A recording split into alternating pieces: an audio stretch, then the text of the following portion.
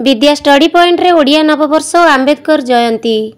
सारानगरी विद्या study point और sector 22 कर्मचारी कल्याण trust मिलित आनुकूल्य रे पवित्र महाविषुव संक्रांति और आंबेडकर जयंती पालन करा जायतिला।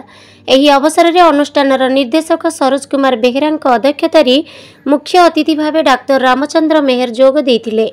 सम्मानित अतिथि भाव टांगरपल्ली थाना अधिकारी निरंजन सेठी, समाजसेवी श्रद्धा षडंगी, सामाजिक कर्मी सुरेश चंद्र नायक, समाई सोरेन, अध्यापक बसंत कुमार दास, प्रभंजन मिश्र, अशोक सामल जोग देइथिले।